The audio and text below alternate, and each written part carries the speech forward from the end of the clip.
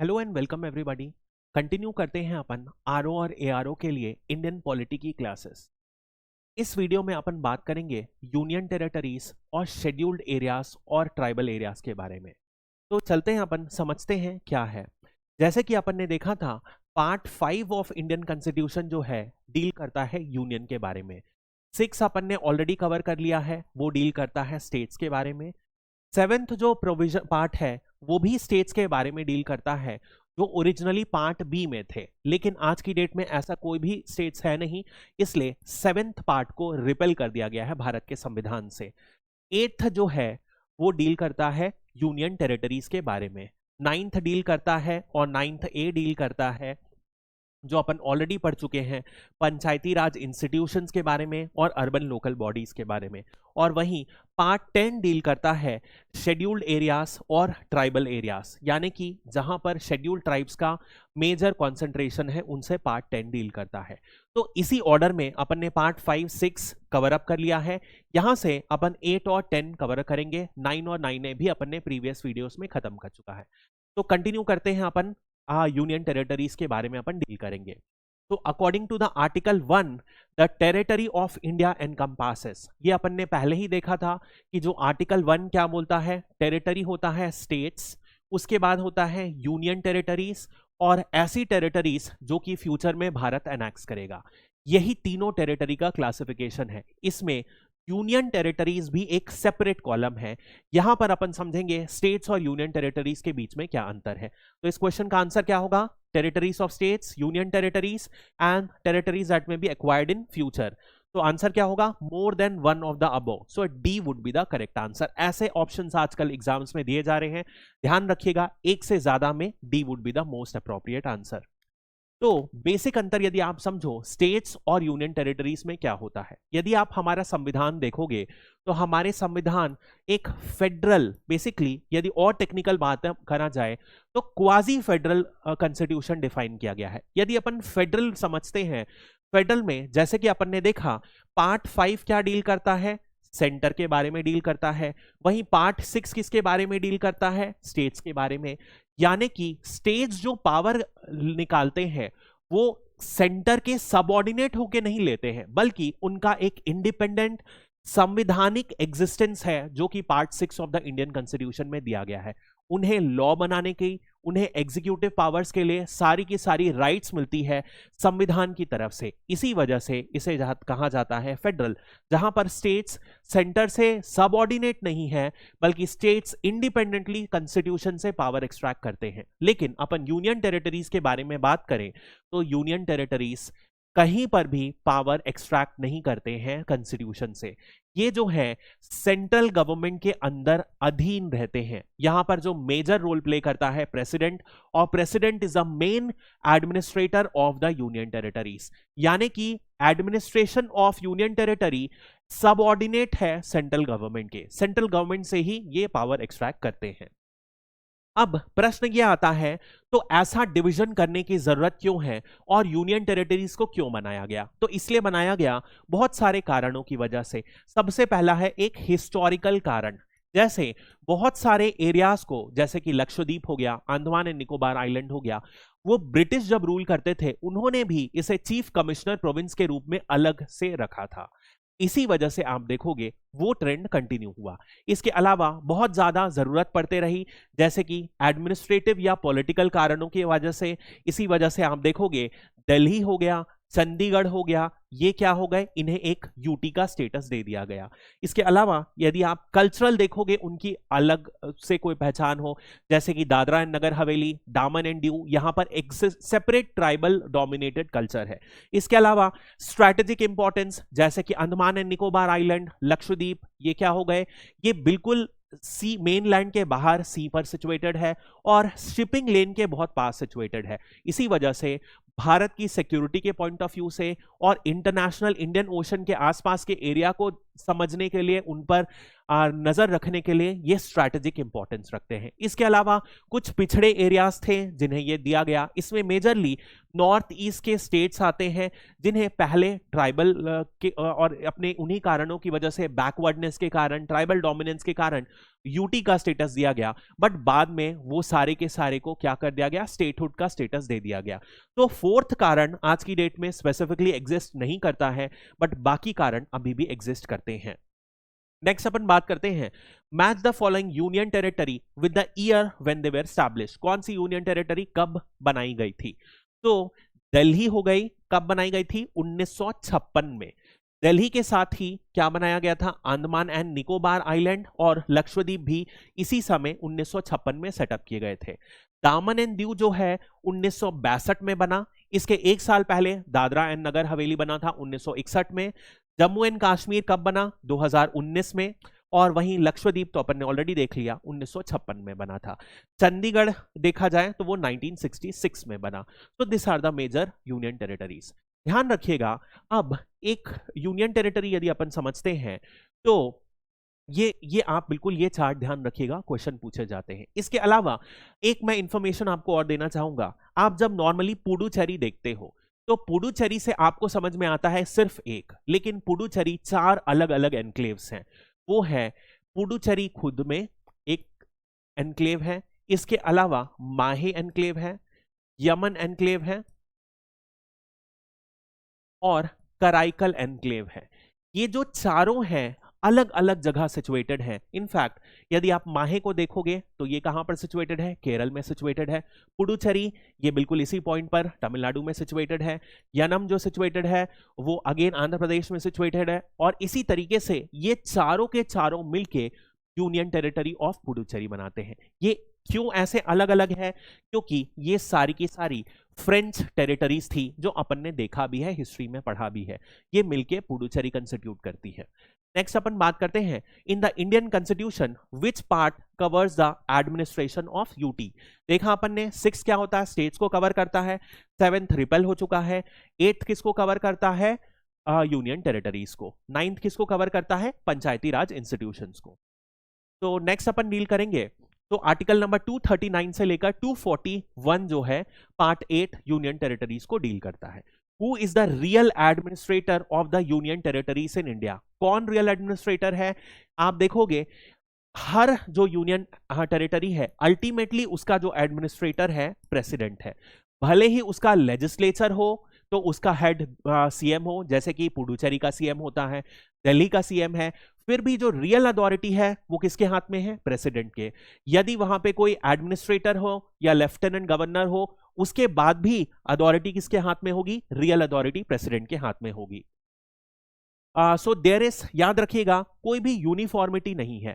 किसी एडमिनिस्ट्रेटिव, यदि आप देखोगे यूनियन टेरिटरी में लेजिस्लेचर है, जैसे कि दिल्ली हो गया, union territory of Jammu and Kashmir हो गया और पुडुचेरी हो गया, उसमें आप देखोगे लेजिस्लेचर है। किसी में इवन जो नाम दिया गया है वो अलग अलग दिया गया है। फॉर एग्जाम्पल यदि आप एडमिनिस्ट्रेटर नाम देखोगे तो वो दिया गया है चंडीगढ़ में, दादरा एंड नगर हवेली, दामन एंड दीव और लक्षद्वीप में। बाकी जितनी भी यूनियन टेरिटरीज है उनके जो एडमिनिस्ट्रेटर है उनका नाम है लेफ्टिनेंट गवर्नर। तो नाम भी अलग अलग दिया है। जो भी नाम हो ये सब किसके अंदर है? प्रेसिडेंट के अंदर है, क्योंकि अल्टीमेटली जो पावर है यूनियन टेरिटरीज का वो प्रेसिडेंट के हाथ में रहता है। नेक्स्ट अपन बात करते हैं, which of the following union territories have a legislative assembly. अभी अपन ने देखा एवरी यूटी, बिल्कुल गलत। Puducherry, Delhi, Jammu and Kashmir and Delhi. तो आंसर क्या होगा? More than one of the correct option. Delhi, Puducherry और जम्मू एंड कश्मीर के लेजिस्लेचर हैं। यदि अपन कब स्टैब्लिश करें तो सबसे पहले 1963 में सेटअप हुआ था पुडुचेरी का, 1992 में दिल्ली का सेटअप हुआ गया और 2019 में जब जम्मू एंड कश्मीर को स्टेटस दिया गया, स्टेट से बदल के यूटी, तब यहां पर भी लेजिस्लेचर माना गया। नेक्स्ट अपन बात करते हैं, which of the following statement is correct with respect to the legislature of union territory. देखा है अपन ने, यदि लेजिस्लेचर बन जाए, यदि एडमिनिस्ट्रेटर रहे या लेजिस्लेचर रहे तो भी क्या होगा? अल्टीमेट अथॉरिटी किसकी रहेगी? प्रेसिडेंट की। और कौन लॉ बनाने के लिए रहेगा? तो लॉ बनाने के लिए पार्लियामेंट रहेगा। यानी कि भले ही लेजिस्लेचर हो किसी भी यूनियन टेरिटरी का, तो वो लेजिस्लेचर को लॉ बनाने की परमिशन मिल जाएगी, लेकिन ये पार्लियामेंट की परमिशन को खत्म नहीं करता है कि वो यूनियन टेरिटरी से रिलेटेड लॉ बनाए या ना बनाए। तो parliament and union territory legislative assembly have equal powers of union territories, बिल्कुल गलत। पार्लियामेंट की पावर सबसे ज्यादा है। The establishment of legislative assembly diminishes the supreme control of president, president का कंट्रोल कभी भी कम नहीं होता है। The parliament has no power of over duties, बिल्कुल गलत है। Despite the establishment of a legislative assembly, parliament and president retain supreme control over the union territories, बिल्कुल सही है। यानी कि पार्लियामेंट हो, पार्लियामेंट यानी लेजिस्लेचर हो या ना हो, पार्लियामेंट और प्रेसिडेंट ही सुप्रीम कंट्रोल करते हैं। अब देखिए, यदि कोई भी मान लीजिए आप पार्लियामेंट है, तो यदि कोई स्टेट रहता यहां पर, तो उस पार्लियामेंट क्या होगा, 3 लिस्ट में से पार्लियामेंट स्टेट लिस्ट में लॉ नहीं बना पाएगा। बट क्योंकि क्या है, ये यूनियन टेरिटरीज हैं, इसीलिए पार्लियामेंट क्या रहेगा, स्टेट लिस्ट में भी लॉ बना पाएगा, कोई भी यूनियन टेरिटरी हो। लेकिन यदि अपन स्टेट के बारे में बात करें, तो स्टेट में क्या है, क्या वो यूनियन लिस्ट के बारे में बना सकता है? कभी नहीं बना सकता, क्योंकि इवन स्टेट के पास यूनियन लिस्ट में बनाने का अधिकार नहीं होता है। तो यहां पर यूनियन लिस्ट नहीं होता है। लेकिन इसके अलावा भी जो लेजिस्लेचर हैं उनके पास कुछ एग्जेम्पशंस हैं, जैसे कि यदि आप दिल्ली का लेजिस्लेचर देखोगे तो वो 3 जमीन, पब्लिक ऑर्डर और पुलिस, ये तीनों से रिलेटेड लॉ नहीं बना सकता। बाकी सारे स्टेट लिस्ट के जितने भी मैटर हैं वो लॉ बना सकता है। ऐसा ही यदि आप देखोगे जम्मू एंड कश्मीर के लिए भी, तो पब्लिक ऑर्डर और पुलिस से रिलेटेड लॉ नहीं बनाया जा सकता। यानी कि जो लिमिटेशंस है लेजिस्लेचर की, बहुत ही क्लियर है कि एक तो क्या होगा, यदि पार्लियामेंट और legislative assembly of union territory दोनों स्टेट लिस्ट पे कंफ्लिक्टिंग लॉ बनाते हैं, तो किसका लॉ प्रिवेल करेगा? पार्लियामेंट का। और पार्लियामेंट जो लेजिस्लेचर के पावर हैं कम है, पर्टिकुलरली पब्लिक ऑर्डर, पुलिस और लैंड से रिलेटेड लॉ नहीं बना सकते दिल्ली में। नेक्स्ट अपन बात करते हैं, जो पार्लियामेंट है वो हाई कोर्ट स्टैब्लिश कर सकता है यूनियन टेरिटरी का, या तो क्या कर सकता है, वो इन यूनियन टेरिटरीज का जुरिस्डिक्शन किसी आसपास के हाई कोर्ट में डाल दे। तो इसी तहत आप देखोगे दिल्ली का हाई कोर्ट 1966 में स्टैब्लिश हुआ, और बाकी सारी यूनियन टेरिटरी, यदि आप जम्मू एंड कश्मीर को छोड़ दोगे, उसका भी एक कोर्ट है बट वो पहले स्टेट था, तो उसके अलावा सारी की सारी यूनियन टेरिटरी जो है वो किसी ना किसी हाई कोर्ट के अंदर है। For example Andaman and Nicobar है कैलकाटा हाई कोर्ट के अंदर, चंडीगढ़ आ जाएगा पंजाब एंड हरियाणा कोर्ट के अंदर, लक्षद्वीप आ जाएगा आपके केरल हाई कोर्ट के अंदर, पुडुचेरी आ जाएगा मद्रास हाई कोर्ट के अंदर, दामन एंड दीव और दादर नगर हवेली आ जाएगा बॉम्बे हाई कोर्ट के अंदर।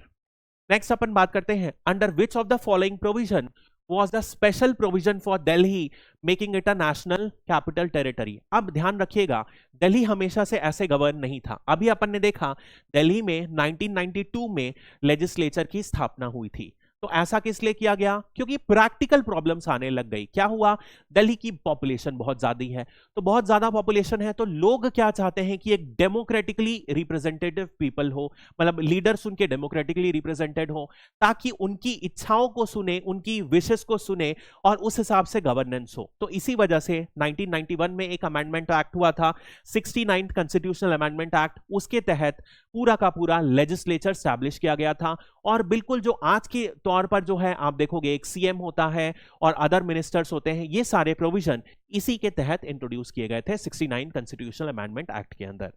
तो बाकी सारे सिमिलर हैं, एक यूनियन टेरिटरी का दर्जा दिया गया, काउंसिल ऑफ मिनिस्टर होगी, हेडेड बाय किसके द्वारा होगी? चीफ मिनिस्टर के द्वारा, और वो सिमिलर सारे के सारे प्रोविजन। नेक्स्ट अपन आते हैं, which part of the Indian constitution deals with schedule and tribal areas. अब अपन यूनियन टेरिटरीज के आगे बढ़कर आ चुके हैं शेड्यूल्ड और ट्राइबल एरियाज का, जो किसमें है? Part 10 of the Indian constitution में प्रेजेंट है, वो आपको ध्यान रखना है। सो कौन सा प्रोविजन में है? पार्ट 10। नेक्स्ट अपन बात करते हैं, ये है आर्टिकल 244 में। अब सवाल ये उठता है कि एक सेपरेट एरिया या सेपरेट कानून क्यों बनाया गया संविधान में इनसे रिलेटेड में? क्योंकि हमेशा से जो ट्राइबल लोग हैं उनका गवर्नेंस, उनका रहन सहन का तरीका अलग है, और वो ब्रिटिश के समय में पूरी तरीके से कंट्री में इंटीग्रेट नहीं हो पाए थे। इसी वजह से ताकि ट्राइबल लोगों को कुछ ज्यादा फ्रीडम मिली जाए, उनके कल्चर को, उनके जो पारंपरिक लॉस हैं, कस्टम्स हैं, उनको रिस्पेक्ट किया जाए, इसी वजह से क्या हुआ, अलग शेड्यूल बनाए गए। एक शेड्यूल है 5 जो कि मेनलैंड इंडिया के शेड्यूल एरिया से बनता है। अब ध्यान रखिएगा, जो भी मेनलैंड एरियाज के ट्राइब्स हैं वो आसपास के हमसे लोगों से ज्यादा इंटीग्रेटेड हैं, लेकिन आप नॉर्थ ईस्ट के ट्राइब्स देखोगे तो उन्हें एक सेपरेट शेड्यूल 6 में रखा गया है, क्योंकि वहां के ट्राइब्स जो हैं मेनलैंड इंडिया से काफी डिफरेंट है और वो उनका अलग डोमिनेंस है, उनका कल्चर अलग है। तो शेड्यूल 6 के जो ट्राइब्स हैं उनको ज्यादा पावर दिया गया है under the part 10 of the Indian constitution. यही दोनों के बीच में डिफरेंस है। तो समझते हैं अपन, who holds the authority to declare the boundaries of schedule areas. ध्यान रखिए, जब भी अपन शेड्यूल एरिया की बात कर रहे हैं तो अपन बात कर रहे हैं शेड्यूल 5 के अंदर की, अपन बात कर रहे हैं शेड्यूल 5 के अंदर की, जो कि क्या है, मेनलैंड के ट्राइब्स के बारे में डिस्कस कर रहा है। लेकिन जब भी अपन ट्राइबल एरियाज की बात कर रहे हैं तो यहां पर अपन शेड्यूल 6 की बात कर रहे हैं, जो नॉर्थ ईस्ट के लोगों के बारे में, ट्राइब्स के बारे में डील कर रहा है। तो शेड्यूल एरिया की जो बाउंड्री है कौन डिसाइड करता है? वो भारत का प्रेसिडेंट डिसाइड करता है। ठीक है, ध्यान रखिएगा, बहुत इंपॉर्टेंट है। यानी कि कौन से एरिया को शेड्यूल एरिया डिक्लेयर करना है, एक बार डिक्लेयर हो गया, मान लो फ्यूचर में रिवोक करना है तो वो भी प्रेसिडेंट करते हैं। यदि एरिया को कम करना है, ज्यादा करना है, तो भी कौन करता है? प्रेसिडेंट डिक्लेयर करता है। उसके अलावा यदि आप देखोगे, ये जो एप्लीकेबिलिटी है शेड्यूल एरियाज की, सारे के सारे स्टेट्स में लागू की जा सकती है, लेकिन सिर्फ और सिर्फ 4 स्टेट्स को छोड़कर। वो 4 स्टेट्स कौन से हैं जहां पर शेड्यूल 6 लागू होता है? तो वो 4 स्टेट्स अपन फ्यूचर में आगे स्लाइड्स में देखेंगे। वो है आसाम, मेघालय, त्रिपुरा और मिजोरम। ये 4 स्टेट्स हैं जो शेड्यूल 6 में हैं। अब एक बात समझो, क्या किसी एरिया को प्रेसिडेंट ने जब शेड्यूल 5 के अंदर डिक्लेयर कर दिया तो उसका क्या प्रभाव होता है? क्या नॉर्मल स्टेट गवर्नमेंट का या गवर्नर का रूल एक्सटेंड नहीं करता? बिल्कुल एक्सटेंड करता है, लेकिन उस एरिया में एक गवर्नर को स्पेशल रिस्पॉन्सिबिलिटी दी गई है। यहां पर 2 रिस्पॉन्सिबिलिटी आप समझो दी गई है कि यहां पर ये कानून में थोड़ा सा फेरबदल कर सकते हैं कि कौन कौन से कानून इस एरिया में लागू होगा, और इनके एडमिनिस्ट्रेशन से रिलेटेड ये एक रिपोर्ट सबमिट करेंगे कम से कम एनुअली, या जब भी प्रेसिडेंट डायरेक्ट करे। किसे सबमिट करेंगे? प्रेसिडेंट को सबमिट करेंगे। This is the basic idea. Next अपन बात करते हैं, Where is the Tribes Advisory Council mandated to be established? अब जितने भी शेड्यूल एरियाज हैं जो अपन शेड्यूल 5 के अंदर देखे, उनमें क्या है, एक एडवाइजरी बॉडी सबमिट बनानी पड़ेगी जिसका नाम है ट्राइब्स एडवाइजरी काउंसिल, TAC। अब ये जो बॉडी है कहां कहां बनाई जाएंगी? सबसे पहले हर शेड्यूल 5 एरिया में जहां पर भी प्रेसिडेंट है डिक्लेयर किए हैं उस एरिया को, लेकिन उस एरिया में लिमिटेड नहीं रहेगा। क्या करेंगे? जहां पर भी प्रेसिडेंट को लगता है कि शेड्यूल ट्राइब्स रिसाइड कर रही हैं, उन एरियाज में भी TAC को कंस्टिट्यूट किया जा सकता है। तो only in states with schedule areas, ये गलत हो गया। ओनली यदि नहीं होता तो स्टेट्स विद शेड्यूल एरियाज में बनाई जाती है।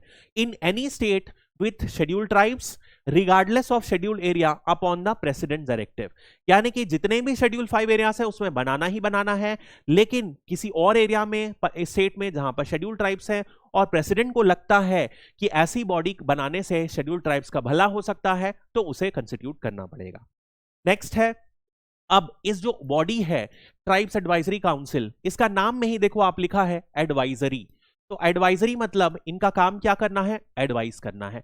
यानी कि शेड्यूल ट्राइब से रिलेटेड जो कुछ भी सरकारी स्कीम्स इंप्लीमेंट करें, क्या क्या काम सरकार को करना चाहिए ताकि ट्राइबल लोगों का भला हो, ये कौन रिकमेंड करेगा? ये एक बॉडी रिकमेंड करेगी। इसका कंपोजिशन क्या होगा? 20 मेंबर होने चाहिए। उसमें में से जो 15 मेंबर्स हैं वो शेड्यूल ट्राइब्स के स्टेट के लेजिस्लेटिव असेंबली के रिप्रेजेंटेटिव होने चाहिए। यानी 15 MLAs होने चाहिए जो शेड्यूल ट्राइब्स के हैं, जो उस स्टेट को रिप्रेजेंट करते हैं लेजिस्लेटिव असेंबली में। नेक्स्ट अपन बात करते हैं, which is one of the special powers granted to governor with respect to administration of schedule areas. अब क्या होता है, गवर्नर को क्या है, कोई भी लॉ रहा, कोई भी लॉ मतलब या तो पार्लियामेंट का हो या तो स्टेट का लॉ हो, लेजिस्लेचर का, कोई भी लॉ यदि आता है तो गवर्नर क्या करेंगे? उसको स्टडी करेंगे कि इस एरिया में ये लागू करना चाहिए या नहीं करना चाहिए, और उसके बाद उनकी रिकमेंडेशन के बेसिस में ये लॉ को चेंज किया जाएगा, कस्टमाइज किया जाएगा शेड्यूल्ड एरिया के हिसाब से। तब ये एक्स्ट्रा पावर दिया गया है इस एरिया के रिकॉर्डिंग। तो authority to enact laws independently, क्या गवर्नर खुद लॉ बना सकते हैं? नहीं। Governor become the administrative and judicial authority, बिल्कुल गलत। Control over the allocation of funds, बिल्कुल गलत। फंड्स का कोई रोल नहीं गवर्नर के पास। Governor can exempt or modify schedule areas from centre और state act after consulting the TAC. यानी कि गवर्नर क्या कर सकते हैं, लॉ को मॉडिफाई कर सकते हैं, लेकिन एक कंडीशन है, गवर्नर खुद नहीं बना सकते। गवर्नर को कोई भी ऐसे लॉ को मॉडिफाई करने के लिए किसकी परमिशन चाहिए रहेगी, प्रेसिडेंट की परमिशन चाहिए रहेगी। प्रेसिडेंट हाँ बोलेंगे तभी वो लॉ में चेंजेस इनकॉर्पोरेट होंगे। इसके अलावा जमीन, अब देखो जो आदिवासी जमीन होती है वो किसी और को ट्रांसफर ना की जा सके, ऐसे लॉ बनाना हो, या मनी लेंडिंग जो बिजनेस है उसमें एसटी लोगों को बहुत ज्यादा एक्सप्लॉइट किया जाता था, ये सब कानून बनाए जा सकते हैं गवर्नर के द्वारा, अगेन किसकी मदद से, प्रेसिडेंट के अप्रूवल के बाद ही। नेक्स्ट अपन बात करते हैं, which two commission were appointed by president to report on the administration of scheduled areas and welfare of the states। अब भारत के संविधान में एक कंडीशन लिखी गई है कि जब से चालू होगा, चालू कब हुआ, 26 जनवरी 1950, उसके बाद संविधान में लिखा गया है कि 10 साल के बाद आपको क्या करना है, प्रेसिडेंट को एक रिपोर्ट सबमिट करनी है। वो रिपोर्ट बताएगी कि शेड्यूल एरियाज और जितनी भी शेड्यूल ट्राइब्स हैं उनका कैसी स्थिति है, वो उस रिपोर्ट में डिटेल में रहेगी। और 10 साल बाद तो आपको कंस्टिट्यूट करना ही करना है, मैंडेटरी है। उसके बाद जब भी रिक्वायर्ड होगी, प्रेसिडेंट को लगता है, तब ऐसी रिपोर्ट का एक कमिटी बनाई जाए और वो रिपोर्ट सबमिट करेगी। तो ऐसे 2 कमिटी बनाई गई है अभी तक। एक बनाई गई 1950 प्लस 10 साल यानी कि 1960 में, उस कमिटी का नाम था धेबर कमिटी। और उसके बाद 2002 में फिर से एक कमिटी बनाई गई जिसका नाम था भूरिया कमिटी, जिन्होंने अपनी रिपोर्ट को 2004 में सबमिट करी। तो 2 रिपोर्ट कमिटी बनाई गई है जिन्होंने रिपोर्ट सबमिट की, धेबर कमिटी 1960 की, 2002 की भूरिया कमिटी। तो दिस आर द 2 कमिटीज, ध्यान रखिएगा। नेक्स्ट अपन बात करते हैं, how many states in India currently have schedule areas. अब सबसे इंपॉर्टेंट क्वेश्चन, शेड्यूल एरियाज के बारे में पढ़े हैं, कितने स्टेट्स के पास प्रेजेंटली, मतलब इंडिया में कितने स्टेट्स है जिनमें शेड्यूल एरियाज है, तो वो है 10 स्टेट्स। मैप के जरिए समझते हैं कितने स्टेट्स हैं। तो सबसे पहले नॉर्थ में एक है हिमाचल प्रदेश, ध्यान रखिएगा हिमाचल प्रदेश है। उसके बाद पूरी की पूरी कंटिगुअस जो सेंट्रल इंडिया की बेल्ट है, राइट फ्रॉम राजस्थान, गुजरात, मध्य प्रदेश, महाराष्ट्र, आंध्र प्रदेश, तेलंगाना, छत्तीसगढ़, झारखंड, उड़ीसा, ये कंटिगुअस पूरी की पूरी बेल्ट है जहां पर शेड्यूल एरियाज हैं आज की डेट में, और ये है Himachal Pradesh. These are the 10 states, ध्यान रखिएगा, ये स्टेट्स का नाम जरूर ध्यान रखना चाहिए। नेक्स्ट अपन बात करते हैं, What states fall under the applicability of 6th schedule. अब ध्यान रखिएगा, अपन 5th शेड्यूल को खत्म कर चुके हैं। 5th शेड्यूल में अपन ने क्या देखा कि कुछ शेड्यूल एरियाज हैं जिन्हें शेड्यूल 5 में रखा गया है, जो मेनलैंड इंडिया के हैं, जिसमें 10 स्टेट्स प्रेजेंट हैं। और इनमें क्या है, एक बॉडी कंस्टिट्यूट की जाएगी, ट्राइब्स एडवाइजरी काउंसिल, और इस बॉडी को रिकमेंडेशन देना है कि ट्राइब्स का वेलफेयर कैसे किया जा सकता है, और गवर्नर को कुछ स्पेशल प्रोविजन दिया गया है। मेन इतना ही है 5th शेड्यूल के अंदर। अब अपन समझते हैं 6th शेड्यूल में क्या अलग दिया गया है, ये समझते हैं। तो सबसे पहले 6th शेड्यूल कहां कहां पर लागू होता है, मैंने आपको बताया नॉर्थ ईस्ट में लागू होता है, और सिर्फ 4 जगह लागू होता है। कौन कौन से स्टेट में, आसाम, मेघालय, त्रिपुरा, मिजोरम। मैप के जरिए देखेंगे तो this is Assam and Meghalaya, and this is Tripura and Mizoram, ये 2 बेल्ट पे ही लागू होता है। नेक्स्ट अपन बात करते हैं, 6th शेड्यूल में क्या गवर्नर और स्टेट का एग्जीक्यूटिव पावर एक्सटेंड होगा, बिल्कुल और बिल्कुल, जैसे 5th में होता है वैसे ही यहां पर भी एग्जीक्यूटिव पावर उनका मौजूद रहता है। लेकिन यहां पर जैसे वहां पर ट्राइब्स एडवाइजरी काउंसिल जो कंस्टिट्यूट होती थी, यहां पर डिस्ट्रिक्ट काउंसिल्स कंस्टिट्यूट होती हैं। ये जो डिस्ट्रिक्ट काउंसिल होती हैं, ये ट्राइब्स एडवाइजरी काउंसिल से बहुत ही ज्यादा पावरफुल होती हैं, क्योंकि ये खुद छोटी छोटी बॉडीज बना सकती हैं, कंस्टिट्यूट कर सकती हैं, और इसके अलावा इन्हें परमिशन रहती है कि ये जो कुछ लोकल अफेयर्स हैं उनसे रिलेटेड लॉ भी बना सकती हैं। तो इनके बारे में देखेंगे तो हर जो ऑटोनोमस डिस्ट्रिक्ट है वो क्या कंस्टिट्यूट करते हैं, डिस्ट्रिक्ट कमिटीज कंस्टिट्यूट करते हैं। और जैसे कि ट्राइब्स एडवाइजरी काउंसिल के 20 मेंबर थे, इनके मेंबर भी ज्यादा हैं, 30 मेंबर, ठीक है। और इसमें में से जो 26 मेंबर हैं इनका इलेक्शन होता है, 4 मेंबर जो हैं वो नॉमिनेटेड बाय द गवर्नर रहते हैं। 26 मेंबर का इलेक्शन होता है, कौन करते हैं, आम जनता करते हैं, वही 18 प्लस के लोग यूनिवर्सल अडल्ट फ्रेंचाइज के टर्म में, और इसका 5 साल के लिए इलेक्शन होता है। वही नॉमिनेटेड मेंबर्स जो रहते हैं गवर्नर के हिसाब से, जब तक गवर्नर चाहे तब तक वो प्रेजेंट रहते हैं। अब क्या होता है, यदि कोई भी लॉ बने तो फिर क्या रहता है, अधिकार देखना पड़ता है कि उनमें शेड्यूल जो ट्राइबल एरियाज हैं, शेड्यूल 6 के एरिया हैं, उनमें ये लॉ एक्सटेंड होगा कि नहीं, ये फिर से स्टडी करना पड़ता है। जैसे कि शेड्यूल 5 में एक ही पावर है, गवर्नर डिसाइड करते हैं, चाहे वो सेंटर का लॉ हो चाहे वो स्टेट का लॉ है, गवर्नर डिसाइड करेंगे कि वो कमिटी वो एरिया में, शेड्यूल एरिया में लगेगा कि नहीं। But in case of tribal areas थोड़ा सा कॉम्प्लिकेटेड सिस्टम है, क्योंकि विथ रिस्पेक्ट टू यदि आप पार्लियामेंट के लॉज देखोगे तो आसाम में दोनों ही, पार्लियामेंट हो या स्टेट हो, दोनों के दोनों में गवर्नर डिसाइड करते हैं कि पार्लियामेंट या स्टेट का लॉ यहां पर एक्सटेंड होगा कि नहीं, होगा तो किन किन चेंजेस के साथ होगा।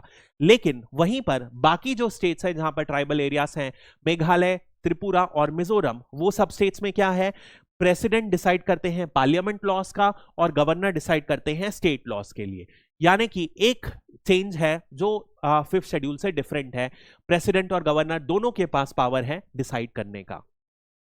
नेक्स्ट अपन बात करते हैं, which one of the following statements best describe the difference. अब ये जो क्वेश्चन है ये मैंने स्पेशली इसलिए प्रिपेयर किया है ताकि आपको समझ में आए 5th शेड्यूल और 6th शेड्यूल के बीच में अंतर क्या है। तो क्या डिफरेंस है बिटवीन डिस्ट्रिक्ट काउंसिल्स जो कि 6th शेड्यूल में कंस्टिट्यूट हुई है और ट्राइब्स एडवाइजरी काउंसिल जो कि 5th शेड्यूल में है। अपन ने देख लिया टीएसी क्या होता है, सिर्फ और सिर्फ एक एडवाइजरी बॉडी है, वहीं पर जो डिस्ट्रिक्ट काउंसिल्स हैं इनको लॉ बनाने की परमिशन है। ये बहुत सारी लोकल स्कूल्स को, लोकल अफेयर्स को, लोकल मार्केट को रेगुलेट कर सकती हैं। तो district councils only have advisory, बिल्कुल गलत। ट्राइब्स एडवाइजरी काउंसिल के पास एडवाइजरी रोल है। टीएसी कैन वीटो लॉस, बिल्कुल गलत। District councils can make loss on certain matters concerning tribal areas, whereas TAC has an advisory role. TAC के नाम पे ही advisory है यार, ट्राइब्स एडवाइजरी काउंसिल, तो वो तो एडवाइजरी करेगी, तो ध्यान रखिएगा। अब डिस्ट्रिक्ट काउंसिल्स किन किन बारे में लॉ बना सकती है, तो छोटे मोटे जो लोकल मैटर्स हैं, देखो जैसे लैंड हो गया, जंगल हो गया, लोकल पानी का कंजम्पशन है, उनसे रिलेटेड, यानी कि कोई बड़े अफेयर्स नहीं, जो ट्राइबल लोग एसेस कर सकते हैं उन्हीं इंपॉर्टेंट मैटर्स में, विलेज एंड एडमिनिस्ट्रेशन, लोकल जो प्रॉपर्टी का कैसे इनहेरिटेंस होगा उससे रिलेटेड, मैरिज, डिवोर्स, क्योंकि इनके जो कस्टमरी लॉस हैं वो अलग हैं। इसके अलावा क्या कर सकते हैं, ये कोर्ट स्टैब्लिश कर सकते हैं, प्रिंसिपल छोटे छोटे स्कूल स्टैब्लिश कर सकते हैं, इस तरीके का इनको ऑर्डर दिया गया है। मनी लेंडिंग को कंट्रोल कर सकते हैं, और ये क्या कर सकते हैं, स्कूल्स, विलेजेस के छोटे छोटे जो स्कूल्स रहते हैं, प्राइमरी स्कूल्स, अपने लोकल लेवल पर कस्टमरी एजुकेशन प्रोवाइड कर सकते हैं, ऐसे ये ऑटोनोमस डिस्ट्रिक्ट्स प्रोवाइड कर सकते हैं। नेक्स्ट अपन बात करते हैं, why does the constitution mention Chakma district, मारा एंड लाई डिस्ट्रिक्ट। अब ध्यान रखिएगा, जैसे कि शेड्यूल 5 में जो एरियाज है वो कौन डिसाइड करता है, प्रेसिडेंट। लेकिन जो शेड्यूल 6 में डिस्ट्रिक्ट्स है ना, वो सारे के सारे संविधान में मेंशन है। यानी कि शेड्यूल 6 के जितने भी एरियाज हैं वो कॉन्स्टिट्यूशन में मैंडेटेड हैं, और यदि उनके में चेंजेस लाना है तो कॉन्स्टिट्यूशनल अमेंडमेंट बिल इंट्रोड्यूस करना पड़ेगा, वो पास होगा तभी शेड्यूल में इनकॉर्पोरेट किया जाएगा। तो ये जो मारो जो है, लाई, चकमा, मारा, ये जो एरियाज हैं ये ट्राइबल एरियाज हैं जो कि त्रिपुरा में मिजोरम के हैं। तो देख लेते हैं, they are autonomous districts within Mizoram. ऐसे ही यदि आप देखोगे हर एरिया जो है, त्रिपुरा के त्रिपुरा हिल डिस्ट्रिक्ट, मिजोरम के जो हिल है गारो, खासी, जंतिया, वो भी मेंशन है संविधान में, ऐसा सब का सब मेंशन किया गया है। मिजोरम का जो है अभी अपन ने देख लिया, चकमा, मारा एंड लाई, मेघालय का गारो, खासी, जंतिया, उसके बाद आसाम का बोडोलैंड, नॉर्थ छाछड़, कार्बी आंगलोंग, और त्रिपुरा का त्रिपुरा हिल डिस्ट्रिक्ट, ये सारे के सारे संविधान में मेंशन है। इसीलिए इनके जो पावर्स हैं ज्यादा है, और यही मेजर डिफरेंस है शेड्यूल 5 और शेड्यूल 6 में। ध्यान रखिएगा, शेड्यूल 5 यानी कि जो भारत के जो अदर एरियाज हैं, ट्राइबल एरियाज, उनमें कंस्टिट्यूट हो जाता है, और नॉर्थ ईस्ट के 4 स्टेट्स के लिए शेड्यूल 6 कंस्टिट्यूटेड है, जिनको ज्यादा पावर दिया गया है, और उनमें डिस्ट्रिक्ट काउंसिल्स का कंस्टिट्यूशन किया जा सकता है। So that's all for this video. I hope you liked it. Thank you and have a great day.